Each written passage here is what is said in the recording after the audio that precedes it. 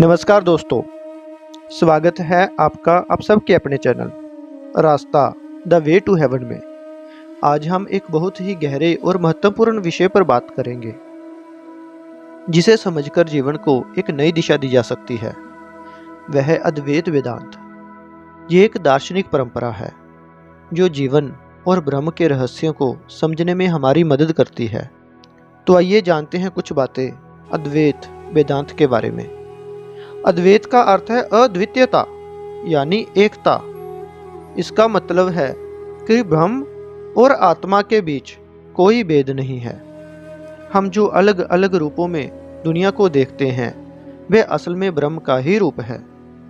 यह सिद्धांत वेदांत के वेदों पर आधारित है।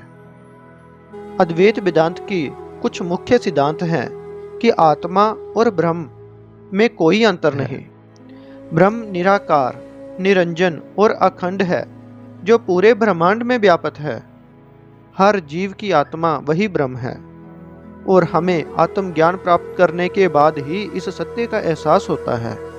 माया वह शक्ति है जो ब्रह्म को भिन्न दिखाती है, लेकिन असल में वह केवल एक वहम है। आत्मा का ब्रह्म से पूर्ण मिलन ही मोक्ष है जो आत्मज्ञान के माध्यम से प्राप्त किया जा सकता है। अद्वैत वेदांत के सबसे बड़े प्रवर्तक थे आचार्य शंकर, जिन्होंने इस सिद्धांत को पूरे भारत में फैलाया। उन्होंने वेदांत के गहरे ज्ञान को सरल तरीके से लोगों तक पहुंचाया और हमें बताया कि कैसे आत्मा और ब्रह्म की अद्वितीयता को पहचान कर हम जीवन को सही दिशा दे सकते हैं। अगर आप इस अद्वितीय सिद्धांत को समझते हैं तो ये आपके जीवन को पूरी तरह बदल सकता है। जब आप ये समझोगे कि आत्मा और ब्रह्म एक ही है तो आप अपने अस्तित्व की सच्चाई को जान सकेंगे। इससे मानसिक शांति मिलेगी और आप आत्मज्ञान प्राप्त करेंगे, जिससे जीवन का उद्देश्य भी स्पष्ट होगा।